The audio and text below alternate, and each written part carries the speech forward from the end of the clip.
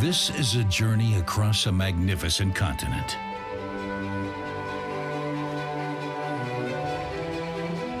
It's a journey through space and time. Along the way, we discover the traces of ancient oceans and unearth the remains of tropical rainforests way up high in the mountains. Dinosaurs join us as traveling companions. We meet up with Neanderthals and are on hand to witness a cosmic accident that came close to obliterating everything. We encounter hunters and the hunted,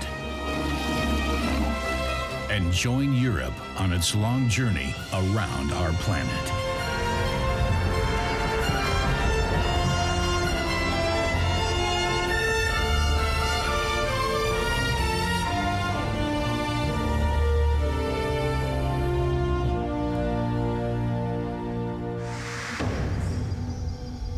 Welcome to the Rhine River floodplain of the Eocene age. It is 10 million years after a comet impact has devastated our planet, and Europe has migrated farther north. In the subtropical climate, mammals have come to dominate the scene. Here, where later the Riesling grape will grow, we now find a lush, primeval rainforest.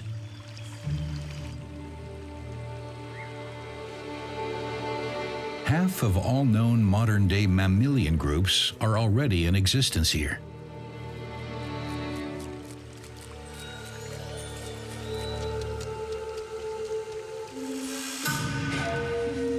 Birds, fish, and insects too. The entire animal kingdom is almost the same as the present-day edition. Not the European one, however. Nowadays, many of the Eocene inhabitants live in the tropical regions of South America and Asia.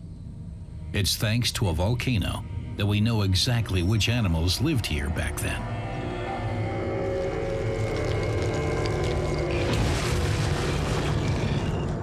When the volcano erupted 48 million years ago, a 300-meter deep crater lake was formed.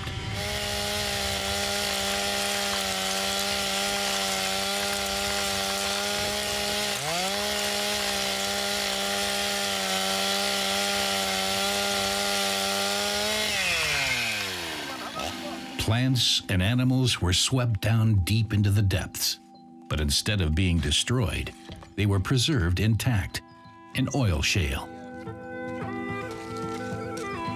The Messel Pit, near the city of Darmstadt in Germany. Here, layer for layer, a snapshot of a major event and geological history is being excavated. The fossil record tells of life and death at the crater lake. Most likely, poisonous gases bubbling up from below had escaped the water, causing animals to asphyxiate, fall into the lake, and drown. Many fossilized bats have been found. They must have swooped down too close to the water surface. Today, the Messel Pit is a UNESCO World Heritage Site and a unique gateway to prehistoric Europe. The oldest extant hand of a primate was found here. The fossil finds in Messel are astonishingly true-to-life imprints of the animals. Shadows of skin, as well as hair and plumage, are depicted. Sometimes the stomach contents have even been preserved. The most spectacular find to date was made back in the 1980s. A 60-centimeter-long monkey-like animal with a very long tail.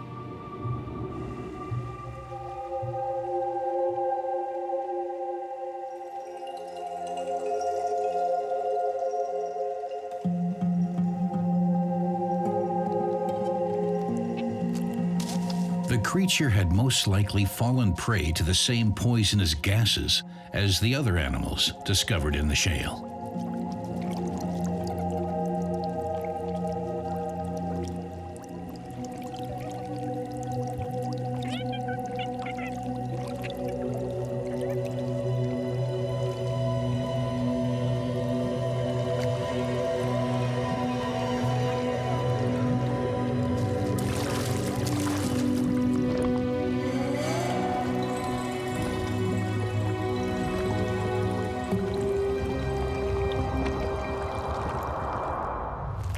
47 million years later, the little lady primate caused quite a stir. Now known as Ida, she was long billed as the progenitor of the human race. Although no definitive evidence for this was ever produced, her body does display one of evolution's greatest innovations: gripping hands with opposable thumbs.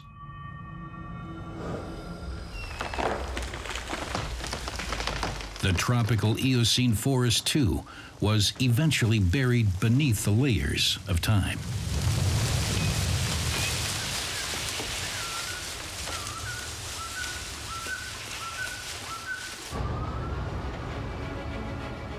Now, whenever we scratch the surface, a glimpse of prehistory is revealed. Here, where the diggers now scoop the last lignite out of the ground, virgin forests once lined a long coastline. Slumbering beneath the lignite are tons of amber. Frozen in time within it, the life of the ancient forests.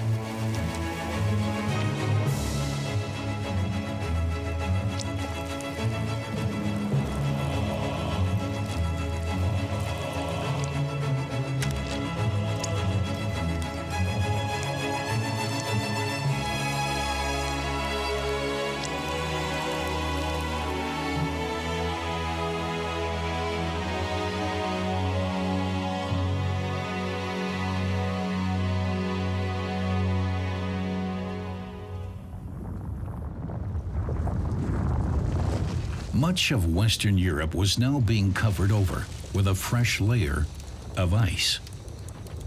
Coming down from Scandinavia, the glaciers pushed all the way to London. Coming from the Alps, they made it to the Chiemsee in Bavaria.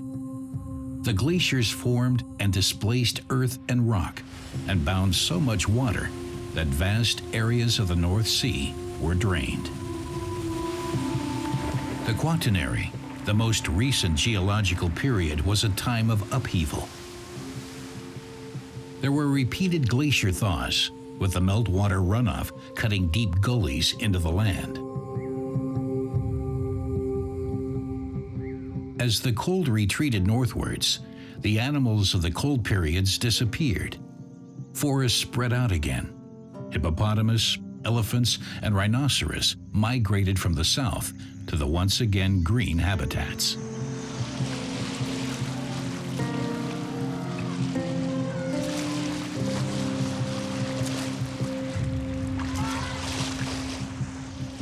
Roe deer lived in the immediate vicinity of the elephants and the tributaries of the original Rhine.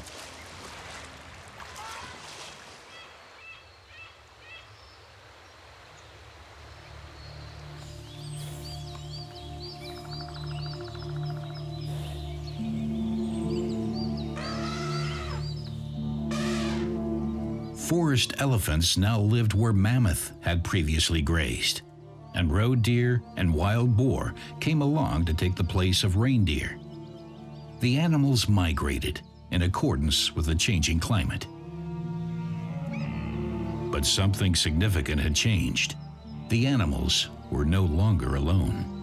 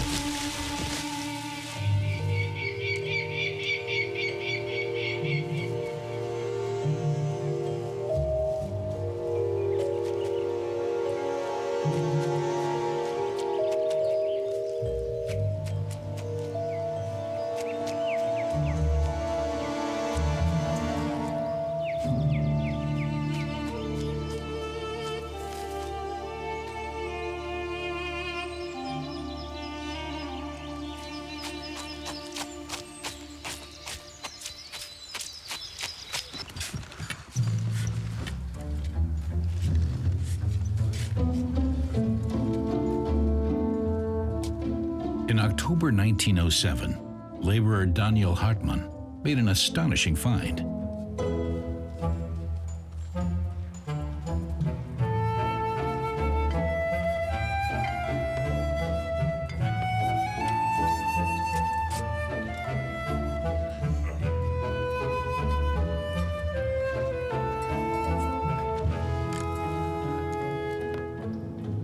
My friends, today I done found Adam.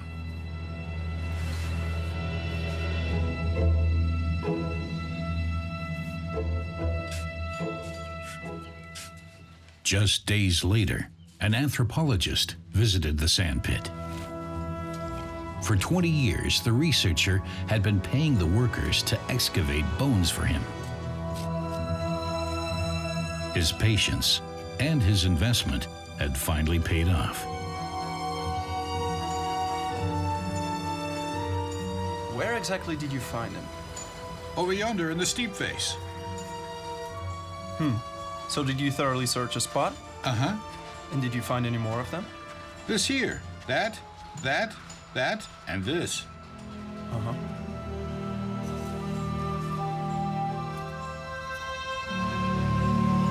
The mandible belonged to a precursor of the Neanderthal. It was given the name Homo Heidelbergensis.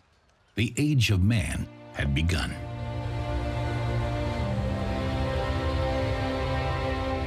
Long before the first human beings appeared in Europe, the Middle Rhine was formed. The Alps applied pressure from the south, creating the central German uplands. Then, 25 million years ago, the ocean retreated from the rising mountain range, leaving the Middle Rhine behind. It didn't hook up with the Upper Rhine until 10 million years later. Much later still, human beings came along to make their unrelenting mark on the landscape. During the century of industrialization, the Rhine, as many other European rivers, was straightened along its entire length, reshaping entire regions.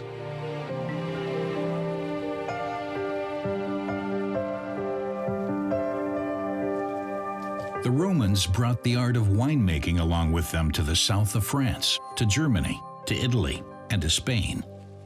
They laid the foundation for the triumph of Riesling, Merlot, and Cabernet.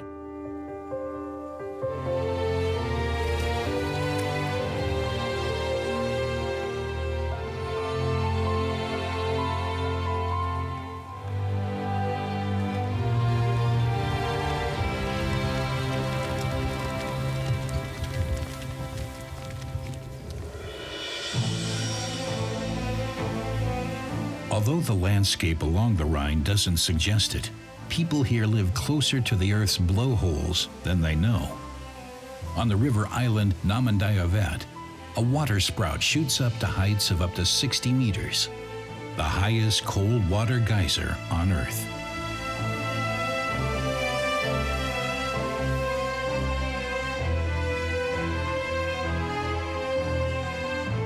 Not far from the geyser lies an old crater lake, the Lacharsee. In the Middle Ages, an order of Benedictine monks retreated to the seclusion of the lake. They built a monastery and called it Maria Lach. But the monks didn't suspect that they were living closer to the brink of hell than to heaven.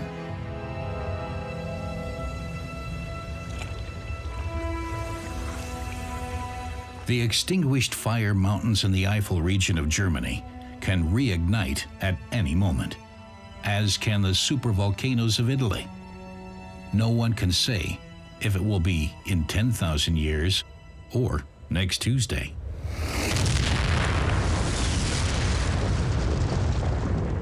The last time the Maria Lach volcano erupted, the result was destruction of unimaginable proportions.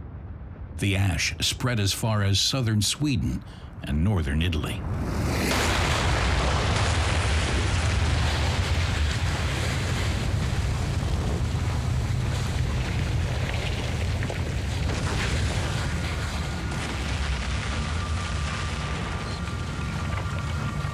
For For several days, avalanches of hot lava and ash barreled through the valleys, creating an almost 30-meter-high wall that dammed up the Rhine and Mosel rivers for weeks on end.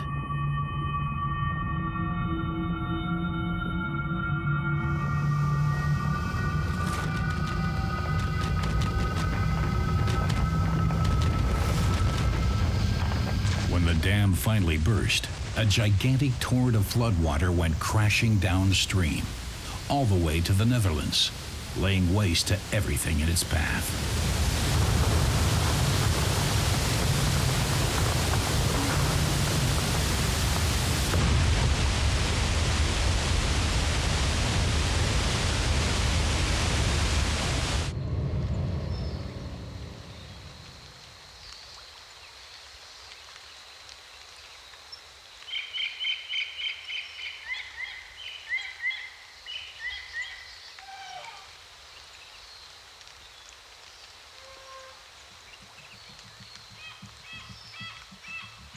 Long before this devastation, an ancestor of today's human beings had lived throughout a large part of Europe and the Middle East. Homo Neanderthalensis, the Neanderthal.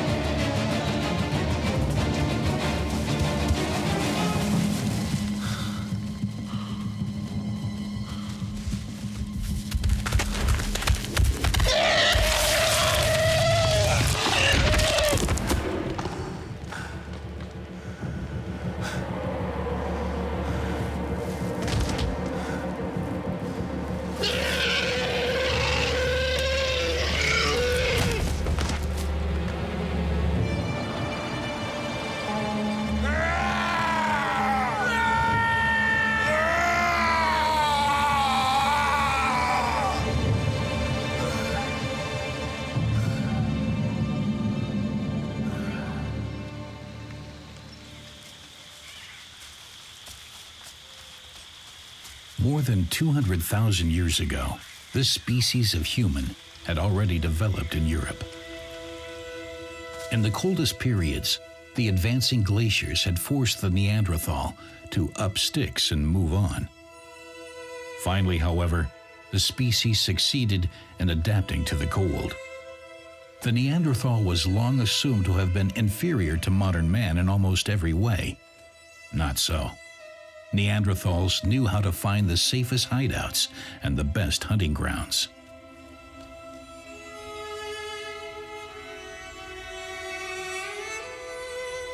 They were skillful craftsmen. They tanned hides and fashioned clothing out of leather and fur. The Neanderthals lived in small clans, scattered across a large area. But even in the forests of the warmer periods, survival wasn't easy. The dense woods were home not only to deer, rhinoceros, and forest elephants, but to lions and hyenas as well. As the climate changed, so too did the habitat. But the Neanderthals continued to adapt and survive. Nothing is known about their language, but the anatomy of their throat reveals they would certainly have been able to communicate vocally.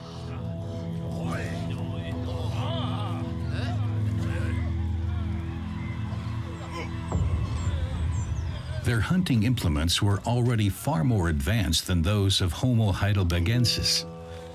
They used a sort of glue made of birch tar to fasten their knife-sharp flint blades to their spears, a brilliant invention.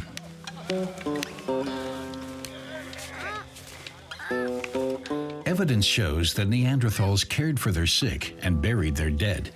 There is still much speculation over why they eventually vanished from the face of the earth 30,000 years ago. We were long thought to descend from the victors over these primitives, but apparently not all encounters between the two were hostile. The fact is, we do share a portion, albeit a small one, of our genetic material with them. The Neanderthal lives on within us.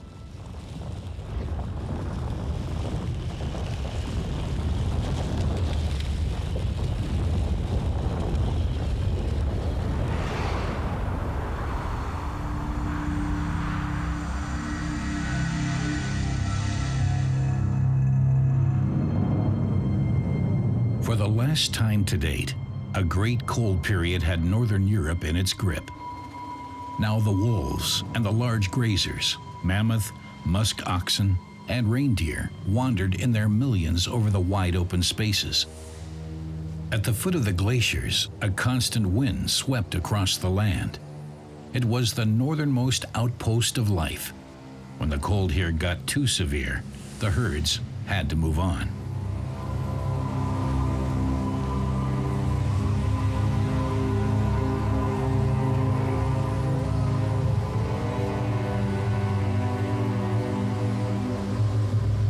The wolves were always hot on their heels.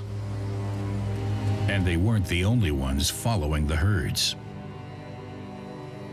In the midst of the cold period, human beings immigrated from the African savanna to what is now Central Europe. For days on end, the hunter roamed the ice desert, searching for fresh meat for his clan. Wolves were among the first wild animals that humans not only hunted, but domesticated as well.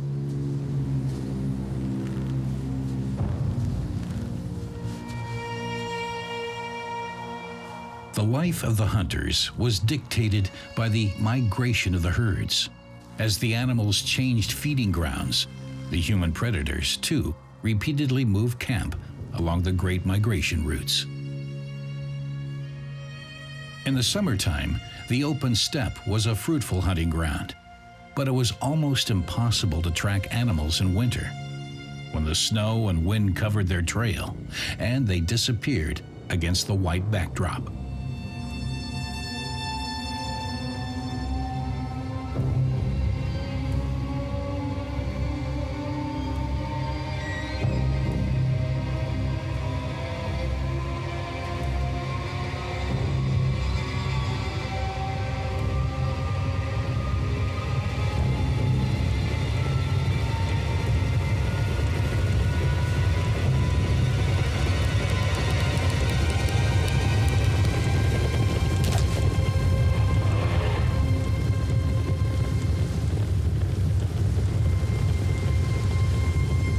Every year, the hunters waited for their prey to pass by on migration. But the great herds slowly began to disappear, never to return again. Some species went completely extinct. Others left the land of the Ice Age hunters. For a long time, human beings took the rap for the disappearance of the mammoth and the megalosaurus. But the handful of hunters can't be responsible for the extinction of these species. Rising temperatures seemed the more plausible answer for the animal's demise. The end of the Ice Age was the start of a geological restart process, because only after the glaciers melted could northern Europe begin to become the place we know today.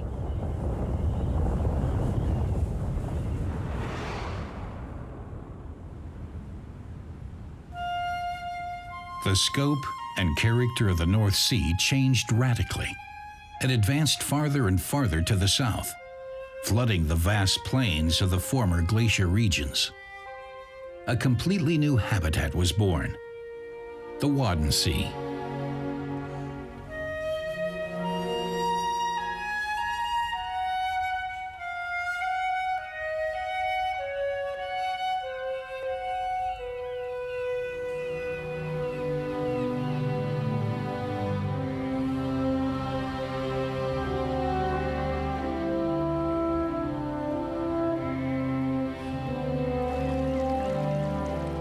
Fine-grained sand, gray-brown mud, and turbid water as far as the eye can see.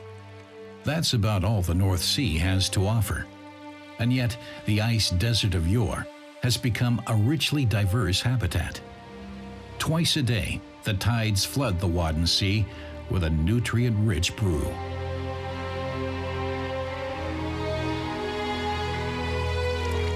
The mud offers both protection and food. Beneath the surface of the mud flats, there is an abundance of life. This is the nursery for many fish that will grow up to live in the North Sea. The lumpfish too spawns here. The male goes all out to protect the spawn.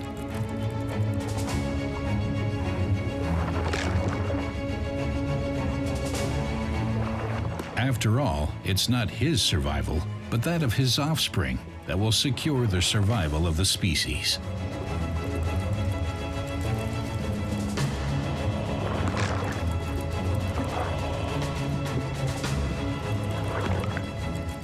After the eggs have hatched, the larvae remain for some time in the safety of the shallow waters before they swim out to sea.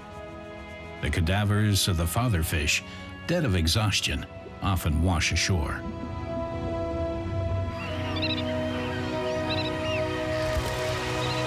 In the spring and fall, millions of migratory birds make a rest stop at the Wadden Sea.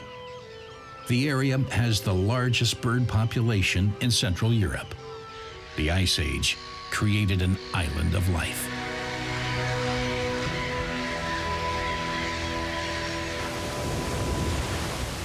Far offshore, the North Sea becomes quite rough.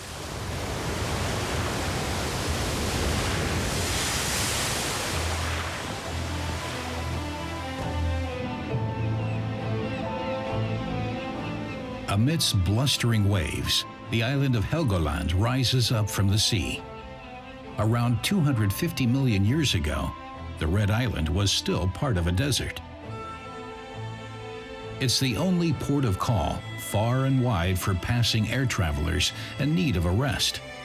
Once a year, the cliffs of Helgoland offer countless visiting seabirds, a perfect place to rear their young.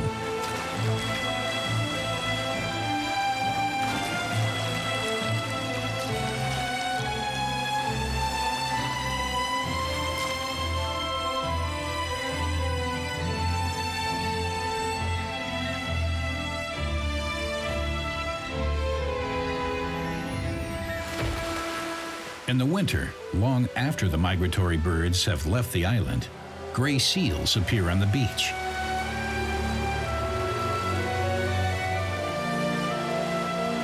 The bulls compete aggressively for the best spots, trying to conquer the section of beach where the sea cows gather to await the birth of their young.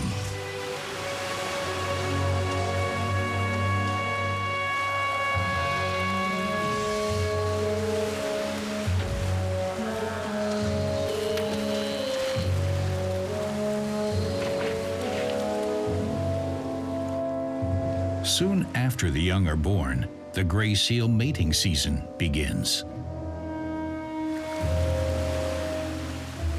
One after the other, the bulls come ashore, vying for ascendancy in the fight for procreation.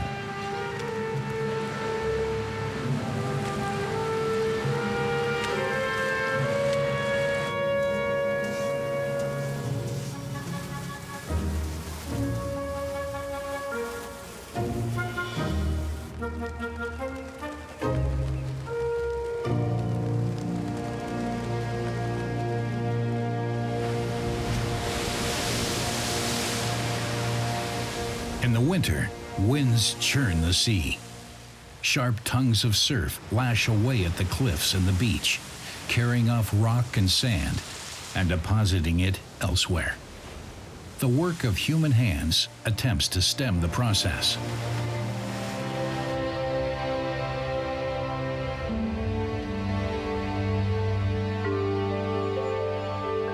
Along the Baltic Sea coast, things are much quieter.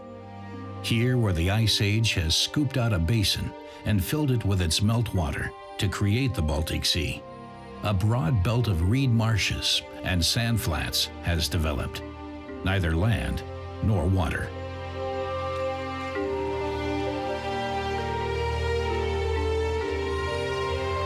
Free of human intervention, large parts of the Baltic Sea shoreline are sanctuaries for coastal wildlife.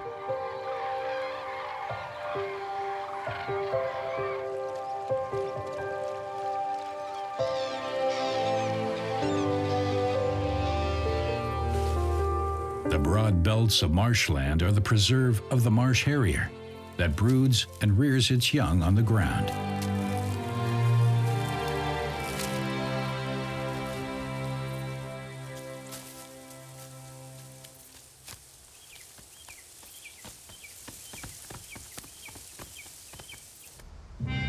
The chalk cliffs of Rügen are also the product of the glacial ice, which pushed the island up from the depths of the Baltic Sea. The chalk was formed in the dinosaur age from the tiny lime shells of plankton. Under the pressure of the glaciers, this material grew to become the distinctive chalk cliffs.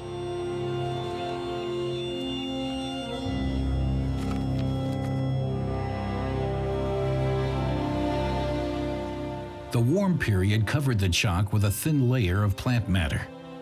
The roots of the plants cling to the soft substratum. Without this protective covering, the surf and rainfall would have long since washed the island away.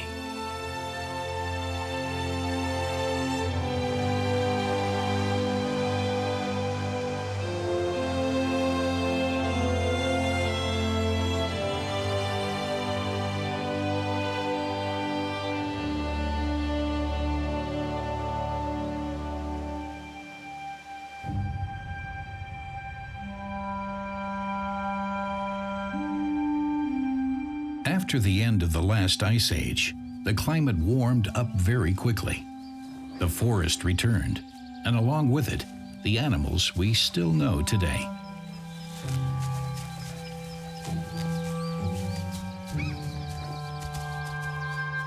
The people, who up until this time had been nomadic hunter-gatherers, now began to settle and shape their environment.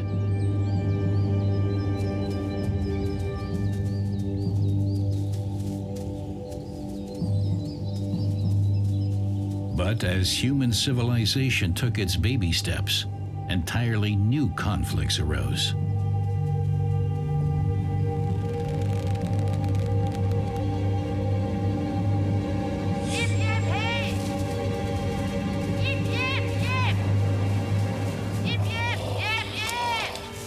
Wildlife was no longer just a food source. For a farmer tending her fields at the dawn of agriculture, deer were pests to be driven off.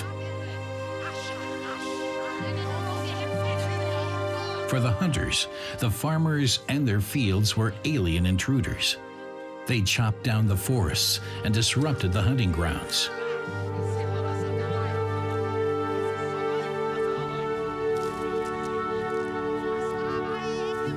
Agriculture, however, won through in the end. With what is known as the Neolithic Revolution, mankind began a targeted campaign of adapting nature to its own needs. Villages and later cities were built, and the population grew apace, because people were no longer dependent on what they could hunt and gather, but could now produce their own nutrition.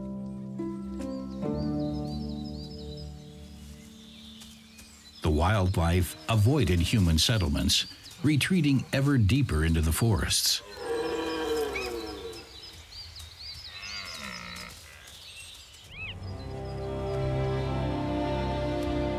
Today's broad, open marshland habitat, on the other hand, offers little protection. But it is here that migratory birds gather each year to start their journey south. The flat, almost treeless land provides a good view for predatory birds, such as the marsh harrier, who aim to take full advantage of the situation before the summer guests move on. When temperatures have dropped and the migratory birds have flown off on their way, things go quiet on the North Sea coast, the world's largest marshland area. The place seems as remote and uninhabited as it was 2,000 years ago. Vast forests now cover the majority of Western Europe. But along the Rhine, modern civilization advanced all the way up to the north. After conquering part of the Germanic settlement areas, the Romans right away began building a supply and road network. The division, surveying, and administration of Germania began.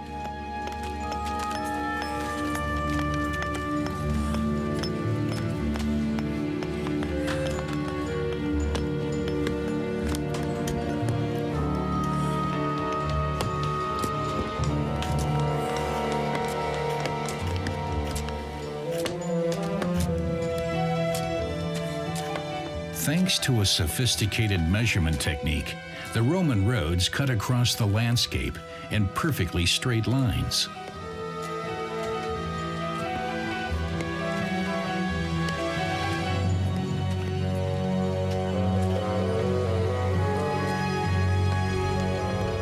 These roads connected the Roman camps that later developed into cities, including Cologne, Mainz, and Koblenz.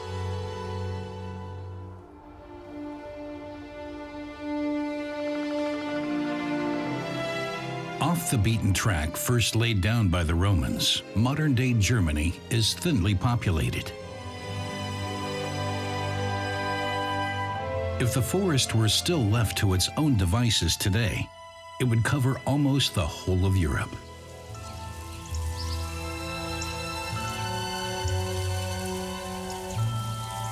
But where human beings live and intervene, fruit orchards, fields, and pastures have supplanted quite a bit of forest area.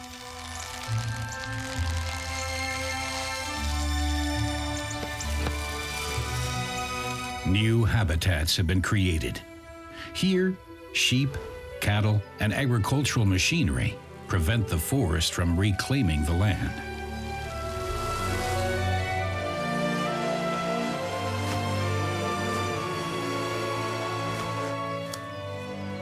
The stork likes to be in close proximity to human settlements and is the beneficiary of a regularly occurring massacre, picking tasty tidbits from the field in the aftermath.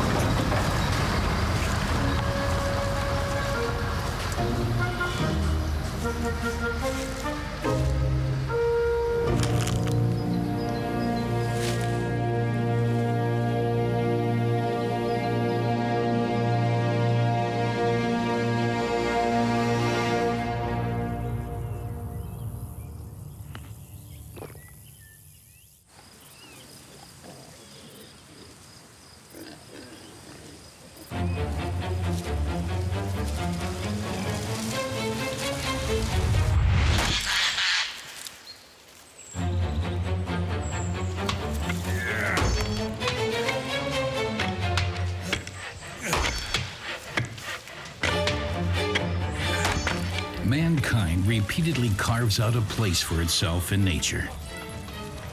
Until the early 19th century, wood was the most commonly used material, and practically the only heating material.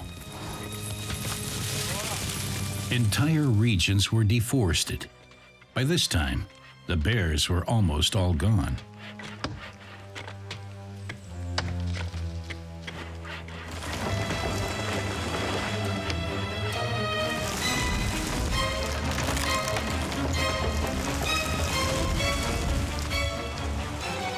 Since the Middle Ages, the forest had been used as a grazing pasture, and the leaves blanketing the forest floor were cleared to use as straw in the stalls of livestock. Wood and charcoal supplied the energy to fire the ovens of the salt, iron, and glass industries.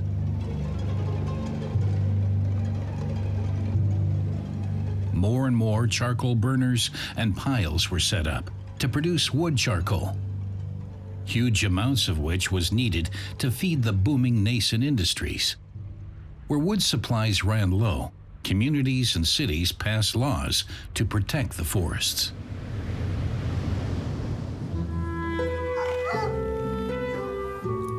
Nobility too took action against the deforestation. The landed gentry laid claim to huge forest areas and took measures for forest and wildlife conservancy, but not from ecological conviction. The hunting classes wanted to save their stately game reserves from destruction. Without the sport, hunting of the titled toffs, the German countryside would look a lot different today.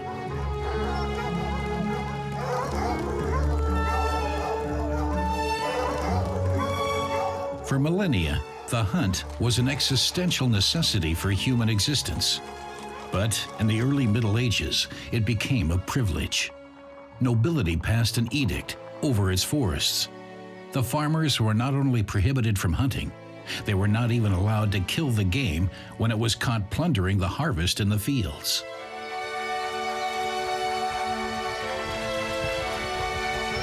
At that time, there was a law that revoked the land rights of the peasantry as soon as the trees and shrubs on it grew high enough to reach a rider's spurs.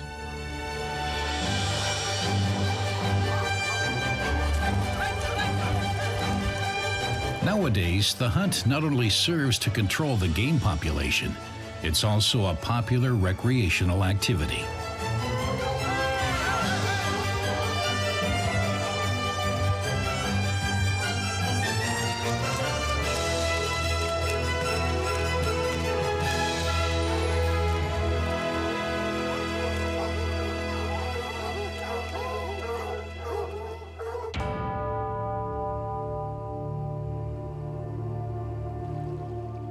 A certain forest in eastern Germany does not owe its existence to nobility.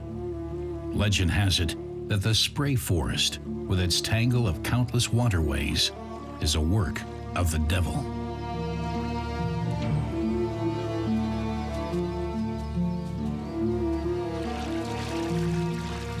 In fact, this labyrinth of water and woods is a legacy of the Ice Age glaciers.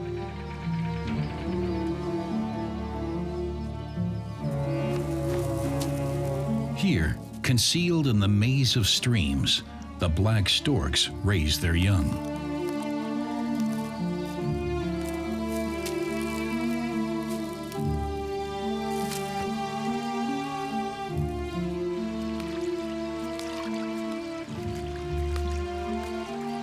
They live on little fish and frogs that they have to share with the snakes.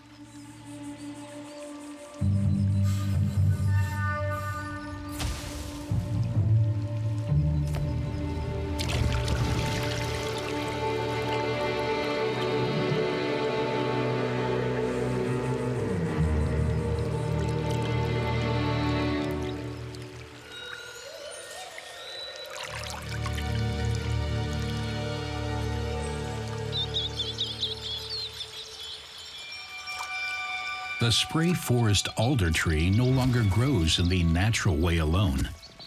The seeds that fall into the watercourses are fished from the surface and then planted in the ground.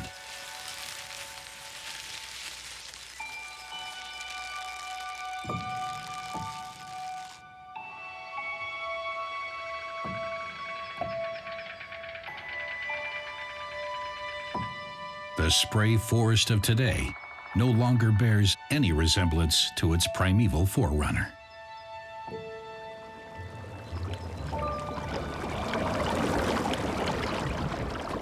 Man reshapes landscapes that had developed over millions of years.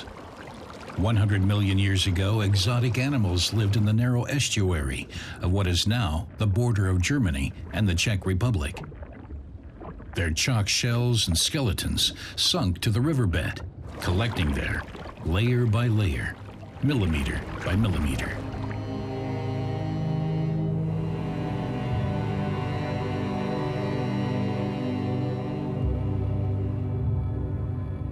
This chalk, as well as the sand and stone deposited here by the wind and waters, piled up to create mighty sandstone cliffs.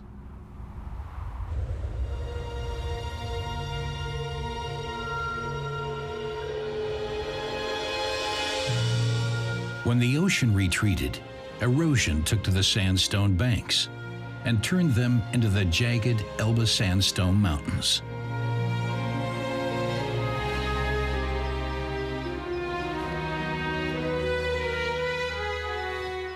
Diving down between the cliffs, along the various rock strata, is like time traveling through the geological eras of the European continent. And construction is ongoing as streams and waterfalls continuously change the rock face.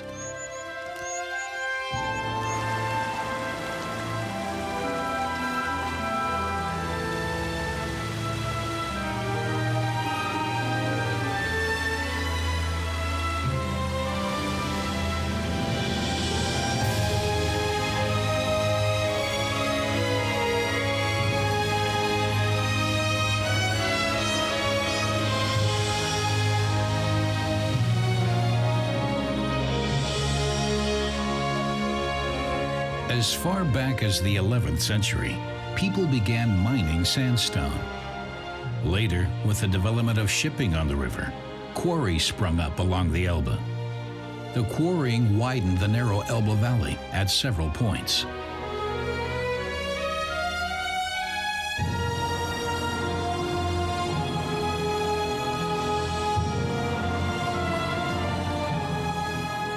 Rock for rock, the stone was broken and blasted from the walls.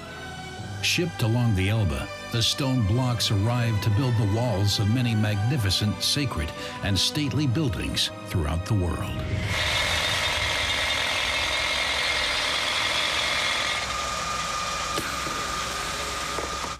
Elbe sandstone is still quarried today and shipped to customers around the globe.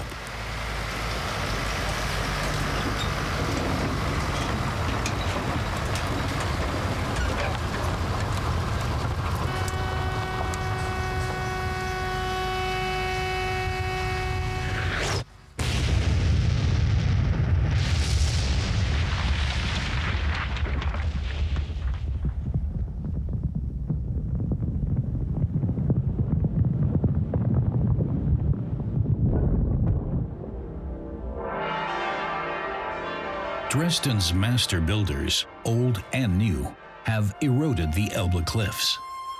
For the reconstruction of the historic Frauenkirche, they returned once again to the old sandstone quarries. The Hamburg Town Hall is built of Elbe sandstone, as are many other buildings in this urban landscape. The falcons brood here, as they do in the cliffs of the Elbe Sandstone Mountains.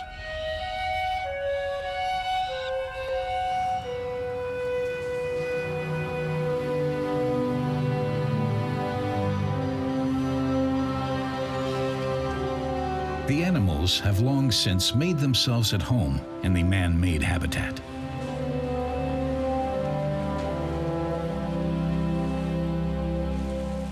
Today's major cities are anything but hostile to life.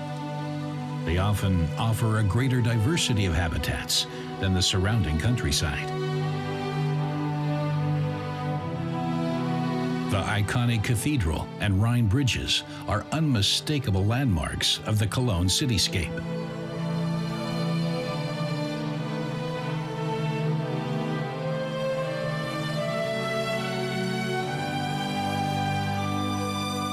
Tourists, floods of people, concrete, and heavy traffic.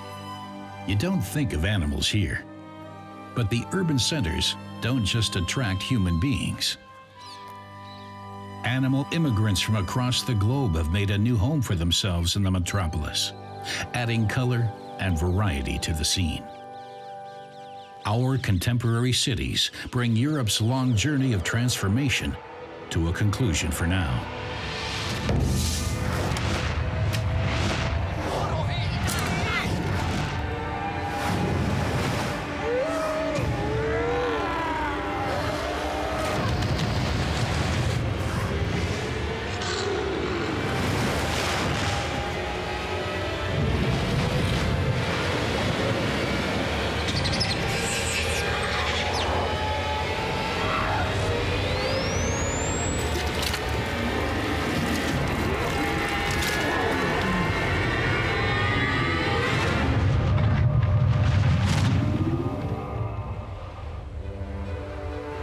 journey is over, but Europe will travel on for a long time to come. We'll never know what direction it will take in the future, whether it will one far-off day come to rest at the North Pole or under the equatorial sun. We won't be there to see if it gets clamped between two continents and lifted way up high, torn in pieces that sink into the sea, or covered by a kilometer-thick armor of ice. But one thing is certain: it will be an utterly different Europe than the one we know today.